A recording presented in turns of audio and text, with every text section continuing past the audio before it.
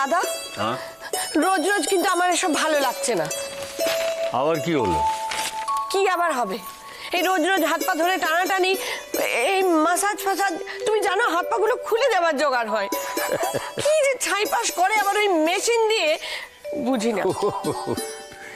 ওরে বাবা, ওটা আল্ট্রাসাউন্ড মেশিন। ওটা ব্যবহার করা হয় তোকে তাড়াতাড়ি ভালো করে দেওয়ার জন্য, তোর হাত পায়ের ব্যথাগুলো যাবার জন্য। আমি জানি, সবই জানি, কিন্তু দাদা এবার কি এগুলো বন্ধ করা যায় না? আমার আর কিছু হবে না, তোমরা কেন যে শুধু শুধু। আচ্ছা, তুই আমার একটা কথা বলতো, তোর এইসব ম্যাসাজ ট্যাসাজ মেশিন টেশিনের ব্যবস্থা কে করে দিয়েছে? কে আবার? ওই রাশি। তো আমার কাছে কেন কেন করছিস কেন? যা রাশিকে গিয়ে বল। বাবা, তুমি যে কি বলো না দাদা, তাহলে তো দুবেলাই হাত পা ধরে টানাটানি শুরু হয়ে যাবে, দুবেলা ম্যাসাজ। তুমি হাসছো? তুমি কি জানো যে আমার জন্য একটা সময় সীমা বেঁধে দেওয়া হয়েছে, মাত্র 6 মাস। সময় সীমা? 6 মাস? কিসের? কিসের আবার? ঘোড়া ঘোড়া খেলার। বলেছে ঠিক 6 মাস একদিনের মাথায় নাতনিকে নিয়ে ঘোড়া ঘোড়া খেলতে হবে, বুঝেছো? বাবা, সাংঘাতিক ব্যাপার।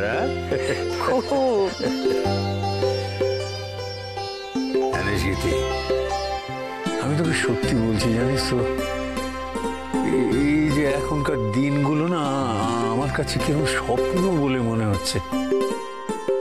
তুই বিশ্বাস কর, মানে আমি যে কোনোদিন এরকম সুখী হব, এরকম প্রাণ খুলে হাসবো, এত আনন্দ পাবো, এই আমি স্বপ্নেও ভাবিনি।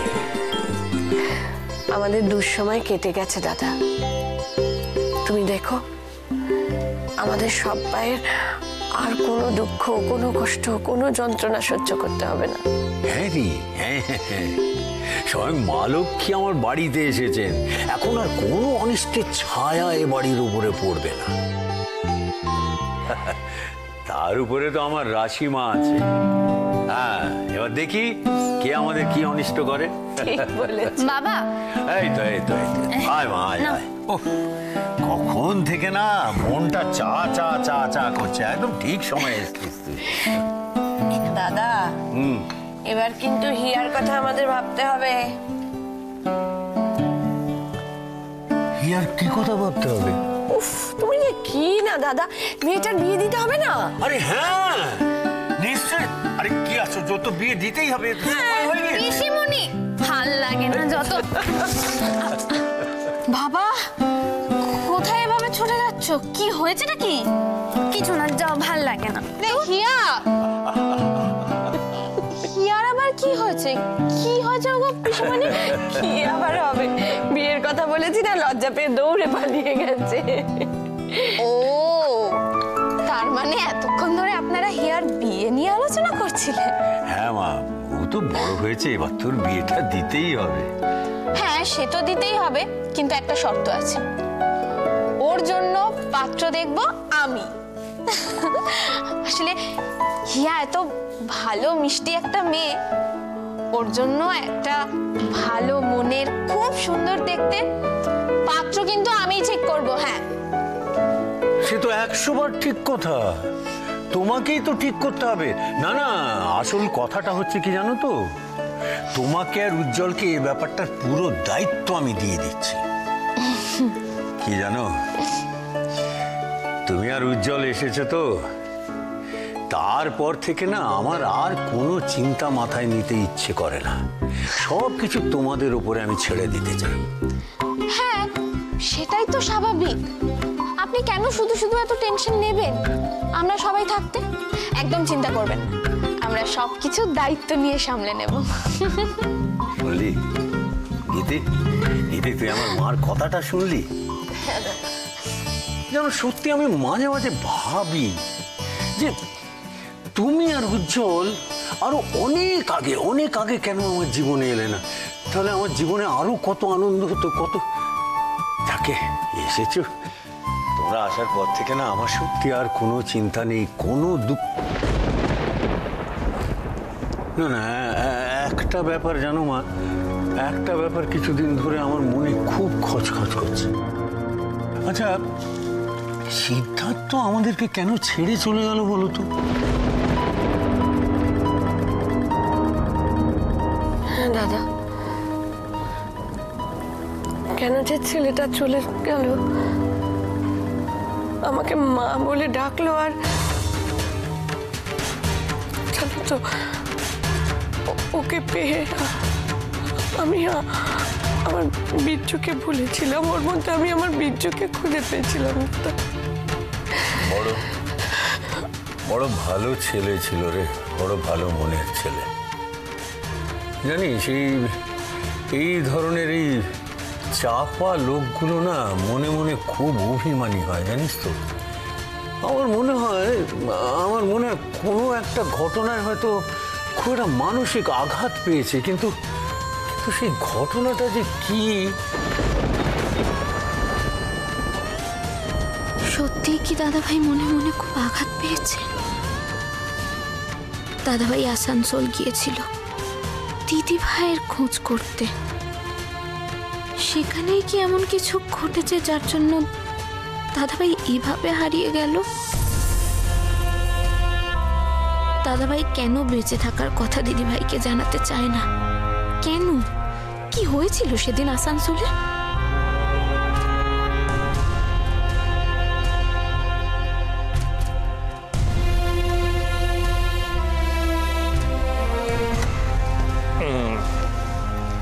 এসো দেখি আস্তে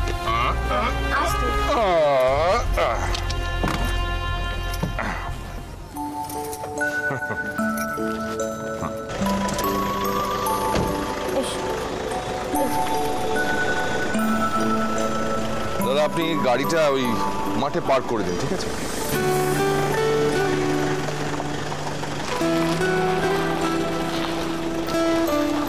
শোনো না, আমি গাড়িটা পার্ক করিয়ে আসছি, তোমরা এগিয়ে যাও, আমি জাস্ট।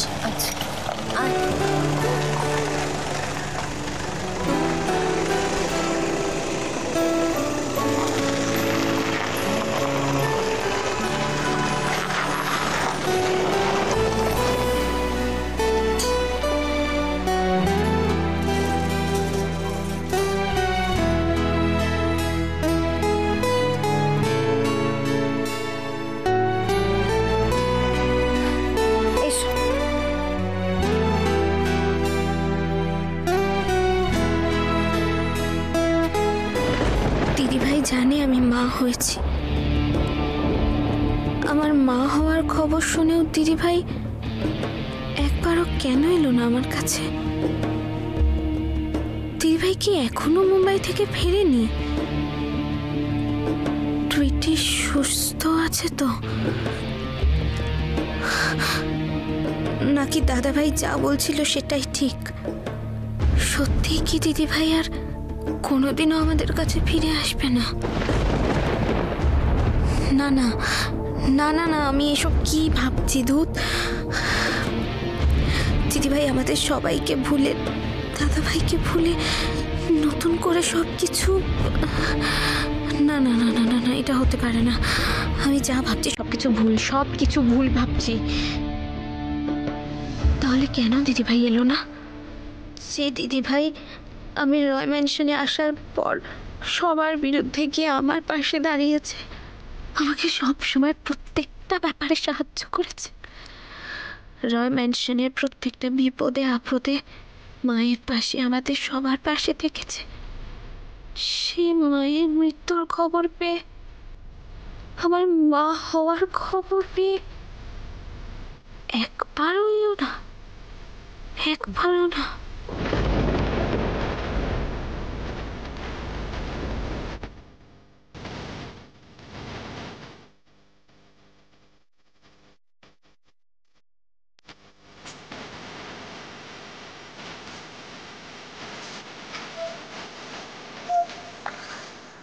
দাদা দেখো, এই মেয়েটাকে যত দেখি না ততই বড্ড কষ্ট হয়, খারাপ লাগে।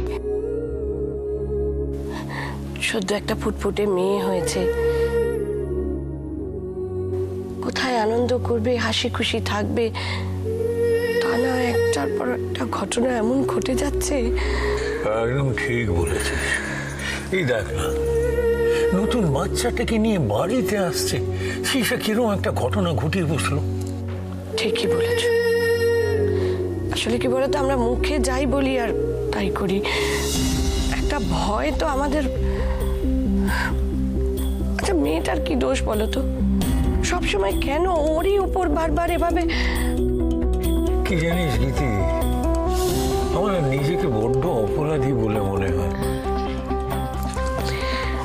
আমার জন্যই তো শিক্ষা। না না দাদা, এভাবে বলো না, এভাবে বলে কষ্ট পেও না। দেখো, যা হওয়া তো হয়েই গেছে। এবার আর যাতে অঘটন না ঘটে, আমরা যাতে শান্তি করে থাকতে পারি, সেটাই তো ভাবা দরকার, তাই না? আমি জানি মা, আপনি থাকলে ঠিক আমার প্রশ্নের উত্তর দিতে পারতেন।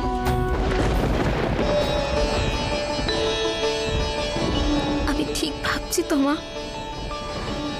দিদিভাই আমাদের ভুলে গেছে, এটা তো হতে পারে না। আমার বিশ্বাস দিদিভাই একদিন ঠিক ফিরে আসবে, আসবেই। রাশি,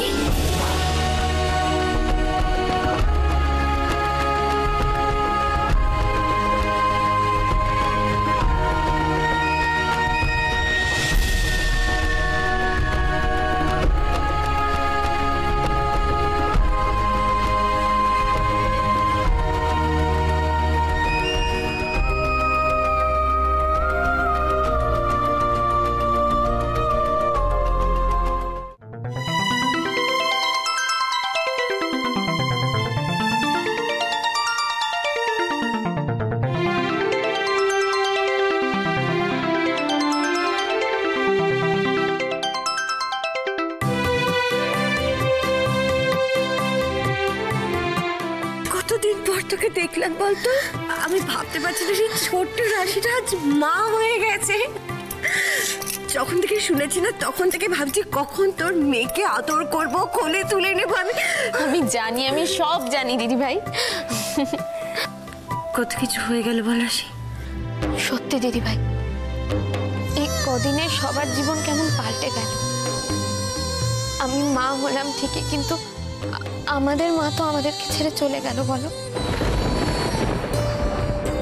মা যখন সবাইকে আঁকড়ে ধরে বাঁচতে চাইলেন, তখনই মা কেন চলে গেলেন বলো তো দিদিভাই? কেন চলে গেলেন? জানি না রাশি, কিছু জানি না। শেষবারটুকু মাকে দেখতে পেলাম না, একটা বারের জন্য মাকে দেখতে পেলাম না রাশি। খুব অপরাধ বোধ হয় জানিস তো, খুব রাগ হয় নিজের উপর। সবসময় মাকে ভুল বুঝেছি, মার উপর রাগ করেছি, মাকে কষ্ট দিয়েছি। কিন্তু মা যা যা করেছেন সবসময় আমাদের ভালোর জন্যই করেছেন, আমাদের ভালো মন্দ চিন্তা করে করেছেন। হ্যাঁ, মা নিজের প্রাণ দিয়ে প্রমাণ করে গেলেন যে মা আমাদের জন্য কতটা ভাবতেন। ঠিক বলেছিস রাশি, ঠিক বলেছিস। মা খুশি হবেন আমাদের সবাইকে একসাথে দেখে, বল। হ্যাঁ, টুইটি এখন মোটামুটি ভালোই আছে, তবে ডাক্তার বলেছে যে কিছুদিন বেড রেস্টের প্রয়োজন। হ্যাঁ, সে তো দরকারি, তবে বিপদটা কেটে গিয়েছে। কথা বলে না, যা শেষ ভালো তার সব ভালো। তবে একটা কথা দিই, মানে এই যে তোমরা ওখান থেকে সোজা আমার এখানে এসে উঠেছো, আমাদেরকে তোমার আপনজন ভেবেছো, এতে আমি সত্যি বড্ড খুশি হয়েছি। Thank you very much. দিদিভাই, সে অনেক কথা, অনেক কিছু ঘটে গেছে। জানো তো, আমরা প্রথম দিকে মাকে যেরকম ভুল বুঝেছিলাম, ঠিক সেরকম ভাবে ওই মানুষটাকেও ভুল বুঝেছি। যা কিছু ঘটেছে তার পেছনে ওনার কোনো হাত ছিল না। আসল পাপী তো অন্য কেউ। মানে এসব তুই কি বলছিস? আমি তো কিছু বুঝতে পারছি না। আমি তোমাকে পরে সব বুঝিয়ে বলছি। আমার আপনার সঙ্গে অনেক কথা আছে। হবে হবে, সব কথাবার্তা হবে। এতটা জার্নি করে এসেছো, আগে একটু খেয়ে দিয়ে বিশ্রাম নাও, তারপরে কথা হবে। বাবা আমরা কি এখানেই থাকবো? হ্যাঁ দিদি ভাই, এখন তো তোমরা এখানেই থাকবে। কেন, এই বুড়ো দাদুটার সঙ্গে থাকতে তোমার ভালো লাগবে না? মা যেখানে থাকবে আমি সেখানে থাকবো। আমরা তো বিশ্বাস করে নিয়েছিলাম যে মা নেই, মা আমাদের ছেড়ে চলে গেছে, কিন্তু মাকে ফিরিয়ে দিয়ে ঈশ্বর আবার কেন কেড়ে নিলেন? তুই জিজ্ঞেস কর না, তোর রাধা মাধবকে জিজ্ঞেস কর কেন উনি এরকম করলেন, কেন মাকে আমাদের কাছ থেকে কেড়ে নিলেন এভাবে, কেন? আমি তোমার মনের অবস্থা বুঝতে পারছি দিদিভাই, একটু শান্ত হও, মন খারাপ করো না এভাবে। আচ্ছা এসব ছাড়ো তো, আগে বলো টুইটি কেমন আছে? ডাক্তার কি বললেন? একদম কিচ্ছু ঠিক নেই, অনেক দূর থেকে এসেছেন, আগে বিশ্রাম করবেন, খাওয়া দাওয়া করবেন, তারপরে অন্য কথা। কারেক্ট, একদম ঠিক কথা বলেছিস গীতি। অনেক দূর থেকে এসেছো, আগে খাওয়া দাওয়া করবে, ভালো করে বিশ্রাম করবে, তারপরে কথাবার্তা হবে।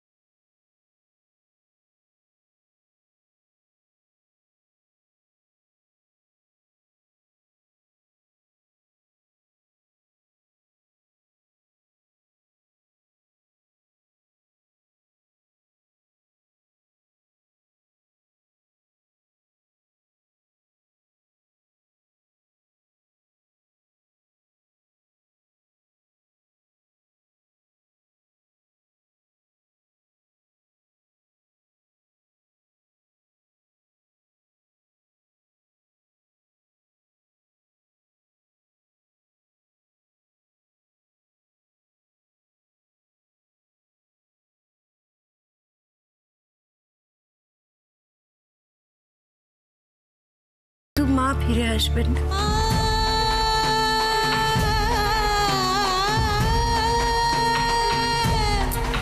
কিন্তু আমার বিশ্বাস যখন মা দেখবেন যে আমরা সবাই খুব ভালো আছি, আনন্দে আছি, তখন মা যেখানেই থাক না কেন উনিও খুব খুশি হবেন। বাবা ডাকছিলে? হ্যাঁ রে মা, ওরা অনেক দূর থেকে এসেছেন, ওদের একটু গেস্ট রুমটা পরিষ্কার করে ব্যবস্থা করে দাও, আর ওদেরকে ভালো করে খাইয়ে দাইয়ে দাও, যাতে ওরা ভালো করে বিশ্রাম নিতে পারে। দেখো আদর যত্নে যেন কোনো রকম খামতি না হয় মা। বাবা তুমি একদম টেনশন করো না, আমি সব ব্যবস্থা করে দিচ্ছি, আসুন আপনারা। বৌদি আমি ওনাকে নিয়ে যাই, চলুন। শোনো না, এতদিন পর দিদিভাইয়ের সাথে দেখা হলো, তাই দিদিভাইকে আমি আমার ঘরে নিয়ে যাচ্ছি, তারপর সবার সাথে গল্প করবো, কেমন? উজিকে দেখছি না, উজি কোথায়? উজি এখন অফিসে। অফিস? সেটাই তো বলছি দিদিভাই, তোমার সাথে অনেক কথা আছে। শোনো না ইয়া, তোমাকে একটা কাজ করতে হবে, তোমার দাদাভাইকে ফোন করে বলতে হবে বৌমনি এসেছে। হ্যাঁ আমি বড়দা ভাইকে এক্ষুনি ফোন করে বলে দিচ্ছি। Thank you. বলছি আমি বরং টুইটিকে ভেতরে নিয়ে যাই। হ্যাঁ চলো চলো চলো চলো চলো চলো তুমি।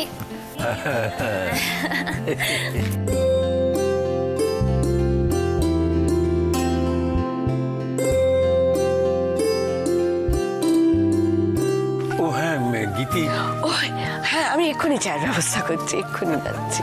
না। তুই ব্যস্ত? না না না ঠিক আছে। মালা? একটু চা তুমি খেলে আমিও পাই।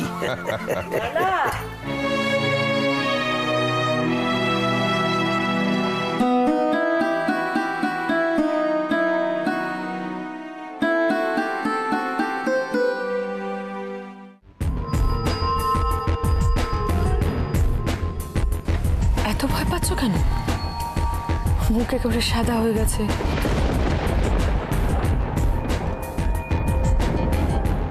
কি করেছে, তোমরা পুলিশে চাকরি করো? না না ম্যাডাম, ও কিছু নয়। ভয় পেও না, কেউ দেখতে পাবে না। যাকে কি কি আছে তোমার বাড়িতে? আমার বাড়িতে অসুস্থ স্বামী আছে, সে কিচ্ছু করতে পারে না। আমার দুটো ছেলে আছে, তাদের মানুষ করা, লেখাপড়ার দায়িত্ব সব আমার। আমি কোন রকমে ওদের মানুষ করি, আর জানেনই তো এখানে আমি খুব সামান্য মাইনে। আর কিছু বলতে হবে না, আমি সব বুঝতে পেরেছি। তোমার টাকার দরকার না?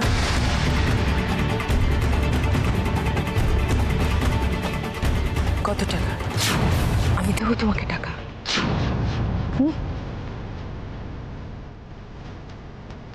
বদলে একটা ছোট্ট কাজ করে দিতে হবে।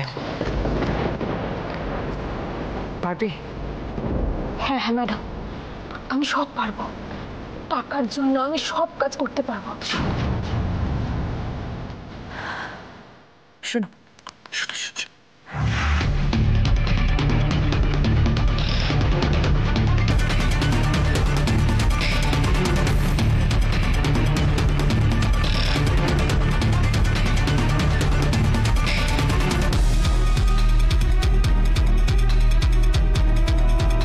হ্যাঁ পারবো ম্যাডাম, পারতে আমাকে হবেই।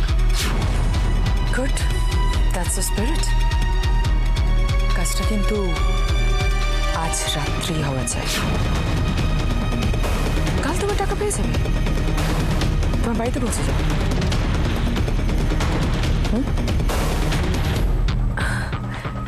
এসো।